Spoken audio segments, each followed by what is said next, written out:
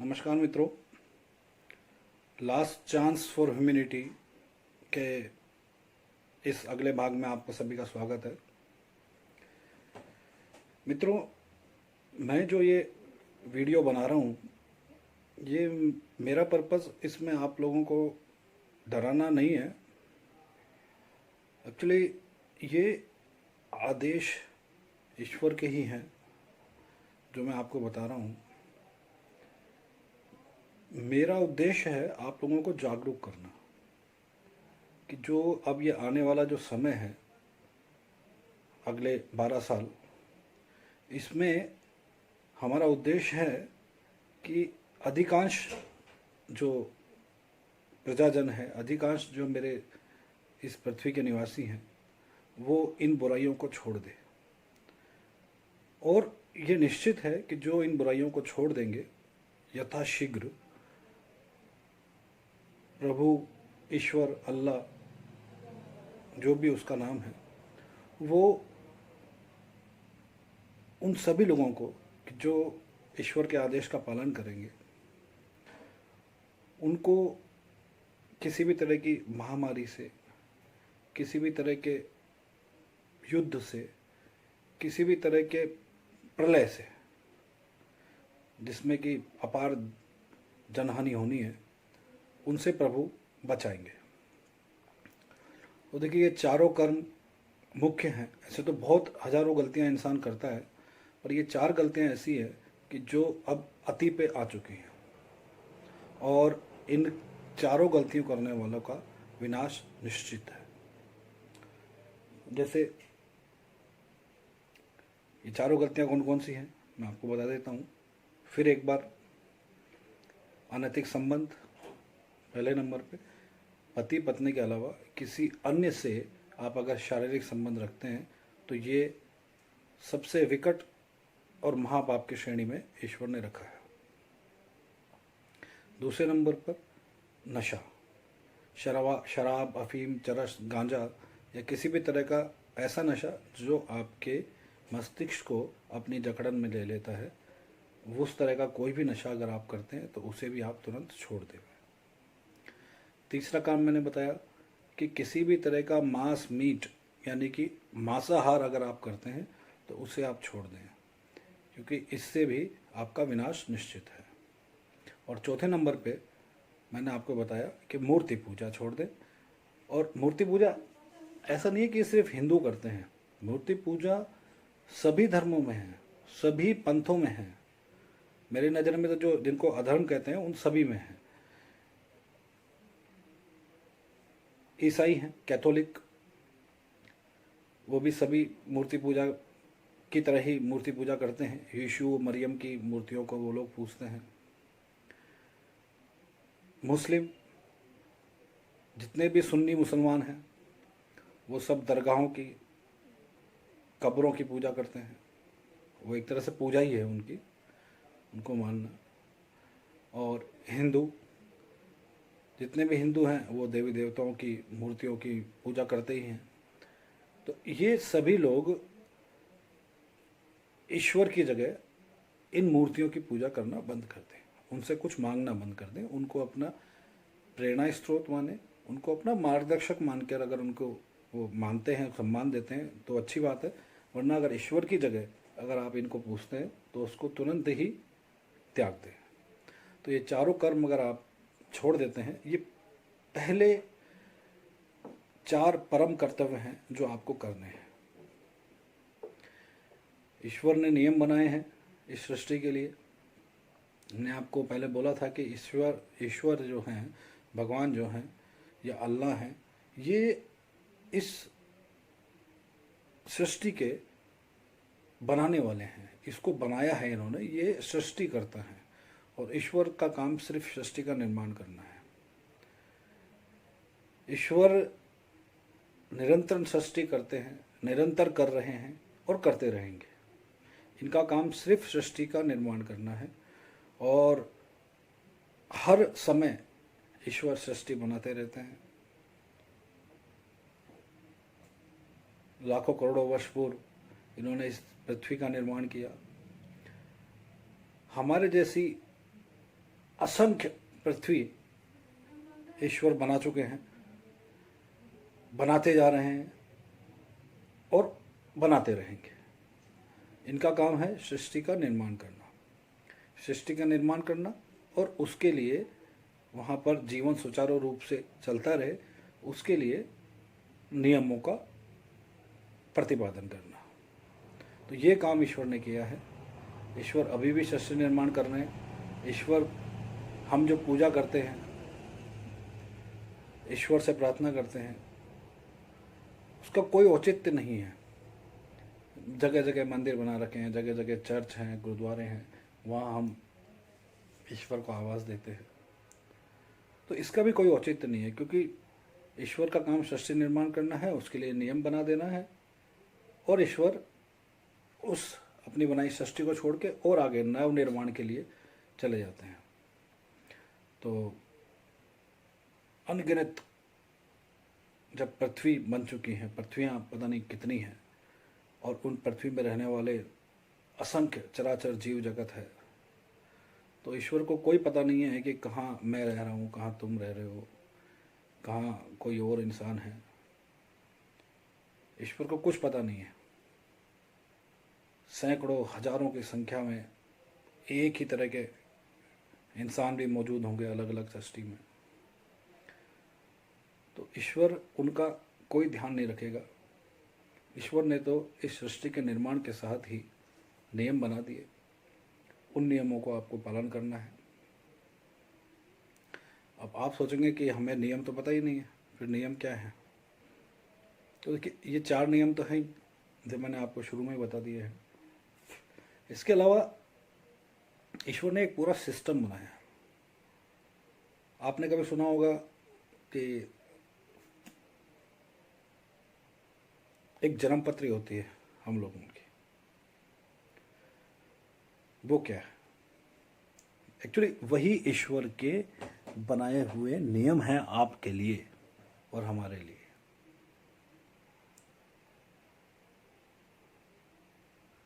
अब वो कैसे है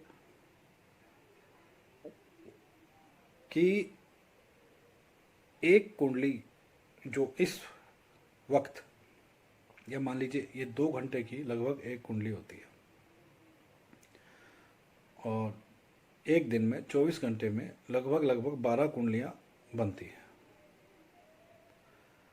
अब ये कुंडली कैसे बनती है और ये है क्या? कुंडली क्या बला है? तो देखिए,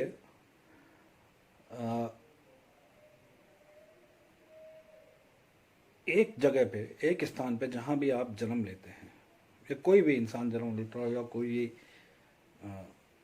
जानवर या कोई भी जीव जब जन्म लेता है, तो कुंडली उस समय उस स्थान के ऊपर से अगर हम देखें आकाश में, तो ये जो ग्रह हैं, 9 ग्रह माने गए हैं, ये आकाश में कहाँ कहाँ स्थित हैं, उसको दर्शाने का काम कुंडली करती है। आपकी कुंडली बताती है कि आपके जन्म के समय आकाश में ये 9 ग्रह कहाँ कहाँ पर स्थित थे या स्थित हैं। तो अब इसका पता कैसे लगे? तो देखिए, आप जहाँ पर भी आपने जन्म लिया है, उसके ऊपर के आकाश को अगर आप देखते हैं, तो आकाश पूरा 360 डिग्री में व्याप्त है। अब इस पूरा 360 डिग्री में कोई भी ग्रह कहीं भी स्थित हो सकता है। तो सुविधा के लिए ईश्वर ने इसमें आपके जन्म स्थान को केंद्र मान के और 30-30 डिग्री के 12 टुकड़े कर दिए। तो जो भी ये 12 टुकड़े हैं, ये 12 स्थान कहलाते हैं कुंडली के, और उसमें 1 से लेकर के 12 तक कुंडली में खाने बना दिए जाते हैं, और हर 30 डिग्री में, हर 30 डिग्री में जो भी ग्रह था आपके जन्म के वक्त, उसको वहाँ लिख दिया जाता है। कई बार एक ही खाने में 2, 3, 5, 6 ग्रह तक एक साथ कई बार नजर आ जाते हैं। कई बार मतलब जैसी भी जो स्थिति है उस वक्त की, जो आपके जन्म के समय आकाश की थी और उसमें स्थित ग्रहों की थी, वो कुंडली में बना दिए जाते हैं। अब 12 टुकड़े बने, खाने बने, और ग्रह हैं 9, तो 12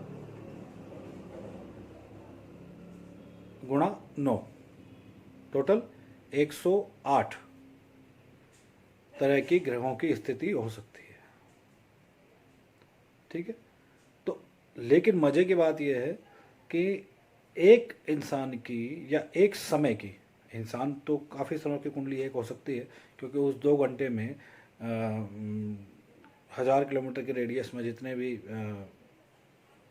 बच्चे पैदा हुए हैं उन सबकी कुंडली सेम होती है, क्योंकि 2 घंटे तक एक कुंडली रहती है, उसके बाद वो बदलती है। लेकिन फिर भी मज़े की बात यह है कि जो आज के इन 2 घंटे की कुंडली है, वैसी कुंडली दोबारा बनने में हजारों वर्ष लग जाते हैं, कि हजारों वर्ष बाद ही वैसी कुंडली पुनः बनेगी। तो बस यही सिस्टम है कि जो एक पर्टिकुलर समय की कुंडली बनी, ठीक है, वही ईश्वर का बनाया हुआ नियम है कि अब हर ग्रह का इन 12 स्थान में, जब वो अलग अलग जगह, कोई भी ग्रह, मान लीजिए सूर्य है, जब वो इन 12 स्थानों में बैठता है तो 12 तरह के फल वो देता है। तो 9 ग्रह जब 12 स्थानों में अलग अलग जगह बैठेंगे तो 108 तरह के कुल फल हैं, और वही घूम फिर के किसी इंसान के जीवन में कोई ग्रह कहाँ बैठा है, कोई ग्रह कहाँ बैठा है, कोई ग्रह कहाँ बैठा है, तो ये सब ग्रह मिल करके आपको अपने जीवन का आदेश प्रदान कर देते हैं, नियम प्रदान कर देते हैं। और दूसरी बात, कुंडली कभी भी आपका भविष्य तय नहीं करती, भविष्य नहीं बताती है। कुंडली तो सिर्फ आपको आपके कर्म बताती है, आपके करने के लिए नियम बताती है, और ये सब इंसानों के लिए अलग अलग होते हैं। यानी पर्टिकुलर जो उस 2 घंटे के अंदर पैदा हुए हैं उसके लिए, उन सभी के लिए एक से नियम है।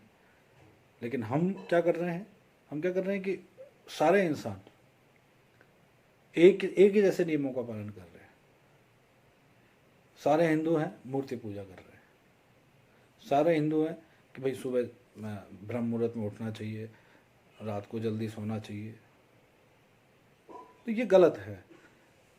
एक व्यक्ति की कुंडली में सुबह जल्दी उठना अच्छा होता है, दूसरे व्यक्ति की कुंडली में सुबह लेट उठना अच्छा होता है। सूर्य निकलने के बाद उठना किसी के लिए अच्छा होता है, एक सूर्य के समय जब सूर्य पूरा निकल चुका होता है तब निकलना अच्छा, और किसी के लिए सूर्य से पहले, सूर्य निकलने से पहले उठना अच्छा होता है।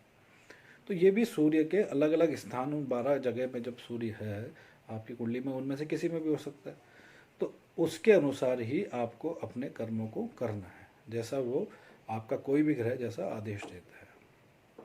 किसी व्यक्ति के लिए दूध पीना अच्छी बात है किसी की कुंडली में, क्योंकि वो चंद्रमा की स्थिति से पता लगता है, और किसी के लिए दूध पीना जहर के समान है। तो इन सब चीज़ों का आपको ध्यान रखना है। अब हर इंसान के लिए उसके नियम अलग अलग हैं। किसी के लिए दीपक जलाना, जैसे घरों में हम दीपक लाइट जलाते हैं या कुछ भी दीप प्रज्वलित करते हैं या अग्नि को हाथ में लेते हैं, तो किसी के लिए अग्नि को हाथ में लेना अलाउ है, किसी को वो बिल्कुल ही मना है। कि एक इंसान अगर मान लीजिए उसका पर्टिकुलर ग्रह किसी ऐसे स्थान में है कि जहाँ उसको अपने जीवन में हाथ में अग्नि नहीं लेनी है। अब अग्नि नहीं लेनी है तो उसका मतलब ये है कि आपको सिगरेट भी ना पीना है, नहीं पीनी है, आपको पटाखे भी नहीं चलाने हैं, आपको कोई दीपक भी नहीं जलाना है, आपको कोई मशाल नहीं पकड़नी है। तो ये सारी बातें आपको पता होनी चाहिए, और ये सब ईश्वर के बनाए नियम हैं, इनको कोई इंसान नहीं बना सकता। ये सारे ग्रहों का जो सिस्टम है वो ईश्वर ने बनाया, और ईश्वर ने ये आपको एक आदेश दिया उसके, आपकी कुंडली के द्वारा, कि आपको उसका पालन करना है। किसी इंसान के लिए सिर को ढकना अच्छा है, किसी इंसान के लिए सिर को खुला छोड़ना अच्छा है, किसी को काला रंग पहनना अच्छा है, किसी को लाल रंग पहनना अच्छा है, किसी को नीला रंग पहनना अच्छा है। तो एक जैसे नियम सभी इंसान पे लागू नहीं हो सकते हैं। अब कुंडली की बात करें तो अब जैसे आप जाते हैं वैदिक एस्ट्रोलॉजी में, आप राशियों की बात करते हैं कि तुला राशि वाले ये कर लो, कुंभ वाले ये कर लो, कन्या वाले ये कर लो। अरे तो भाई ये बिल्कुल गलत सिस्टम है कि एक राशि वाले करोड़ों लोग हैं इस पृथ्वी पे, तो क्या उनका सब कुछ कार्य एक सा हो सकता है? बिल्कुल नहीं हो सकता। इवन आप ताजुब करेंगे, चलिए जाने दें, बहुत बड़ा मुद्दा है ये तो, कि मैं कौन सा ग्रह कहाँ बैठा है, क्या बैठा है, ये तो अब कोई, क्योंकि कई लोग ये कहेंगे कि हमारी तो जन्म समय ही नहीं पता है, हमारी कुंडली नहीं है। तो ये सब चीज़ें छोड़ दें आप, ये बात की बातें हैं। अभी क्या समय बड़ा विकट समय है, अभी विनाश का समय शुरू हो चुका है। आप बस ये चार जो मैंने शुरू में आपको जो बताए हैं, ये परम पाप जो है चार, आप इनका ध्यान रखें। आप सिर्फ अभी तक के लिए, कुछ समय के लिए, अभी से इनको छोड़ दें। आप कुछ समय के लिए नहीं, इनको मतलब कि जब तक कि आप अपनी कुंडली के बारे में पता करते हैं या देखते हैं, वो एक आगे की बात है। पर आप तुरंत प्रभाव से इन चारों दुष्कर्मों को त्याग दें, तो निश्चित रूप से आपका आगे अच्छा ही होना है। वरना दुष्परिणामों के लिए तैयार रहें। मैंने आपको ओपनली खुला बोल दिया है कि जो भी ये चार काम करेगा वो निश्चित रूप से अगले 12 साल के अंदर अंदर वो, और उसके अगर परिवारजन, उसके बच्चों को भी अगर वो ये सिखा रहा है ये काम करना, या उनको ये इसके लिए प्रोत्साहित कर रहा है, तो निश्चित रूप से जान ले कि वो और उसके परिवारजन ये सब अगले 12 साल में इस पृथ्वी से चले जाएंगे, नष्ट हो जाएगा। ठीक है, तो बस ये चार बातों का आप विषय सभी ध्यान रख लें, बाकी बातें आगे के लिए करेंगे। जय भारत।